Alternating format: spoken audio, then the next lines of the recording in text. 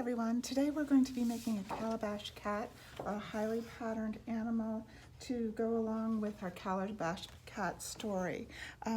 This is an example of a highly patterned turtle that was done by artist Shirley Tipungwutu, and she's a part of the Tiwi clan in Melville Island, and her background is patterned and so is her turtle, and we're going to be thinking kind of along the same lines. We just finished reading the Calabash Cat, and we're going to be able to make the Calabash Cat in one of two ways. You can make it like the Calabash Cat in the story, and we'll go through that, or if you have a way that you like to draw a cat, in this one I drew a cat that's lying down and sleeping. You can certainly do that. But I want you to start with the circle tracer so that your cat is nice and big, okay? In both of mine, I held it in the hamburger direction. It doesn't hurt anything if you hold it in the hot dog direction, as long as your cat is huge and fills the page, okay? So we're all going to be starting with a face tracer, okay? If you want to do it like Calabash Cat from the story, he has kind of curved triangular ears, round eyes with pupils, a rectangular nose, a mouth that's made of a U on one side and a U on the other, and then his body, two little lines for the neck. His body is a long, skinny, kind of curvy rectangle. His feet are vertical rectangles and horizontal rectangles, legs and feet. And then he does have this kind of cool curvy tail, okay? So, but like I said, if you prefer doing your cat like this, that's great too. Then we have some sheets that show us different line patterns that you can use to create your patterns. Or I did a couple that aren't even on the sheet. I did some stars in the tail, some spirals in the face. So you can consider doing either one of those as well. And I did dots and lines combined down here in the paws. So fill your cat, whichever one you drew, with patterns. Remember, Calabash Cat is on a sand-colored, because it takes place in Chad, where it's very hot and there's lots of desert. So we used sand-colored paper, and then we're going to use black marker.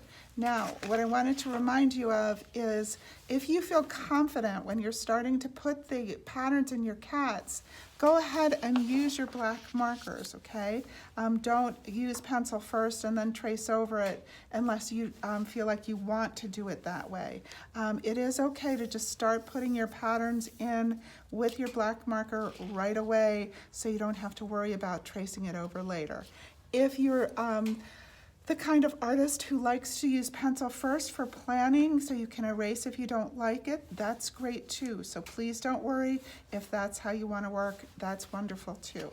All right, so when your cat is done, you're going to make sure your name and class code's on the back, okay, so that we can put the two of them together next time.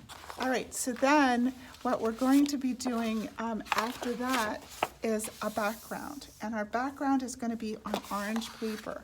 And the purpose of our background, just like our artist, we're going to have a patterned background that goes along with our patterned cat.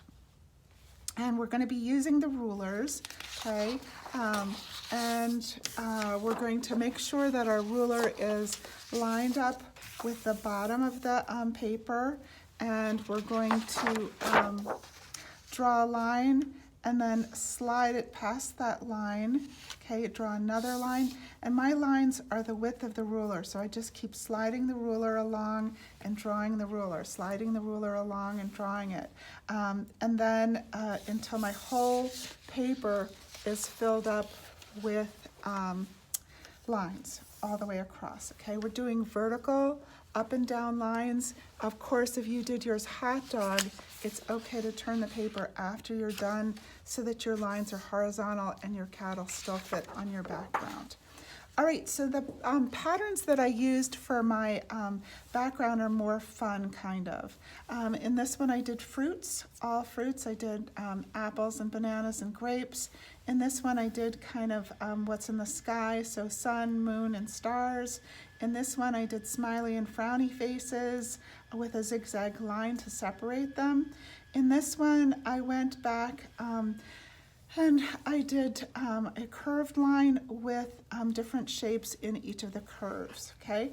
And once you have your 4 patterns figured out, you can repeat them. And what I mean by that is, here I did fruits, here I did fruits, then I did the moon, stars and sun, frowny, smiley, the curved line with the different shapes. So you can just keep repeating them all the way through, so you don't have to think of a ton of different ones. Just think of 4 different ones. Please make them nice and big, okay, going through it. And then I want you to outline these with black marker again. And then if you have time, please color with crayon, not marker, okay? And there's a reason I'm asking you to do that, and I'll let you know that next time. Then make sure your name and class code's on this paper. Name and class code is on this paper. We're gonna collect them together like this so that the next time we see each other, we can cut them out and put them together into one piece of art. Okay, so be creative and have fun with your Calabash Cat. Bye.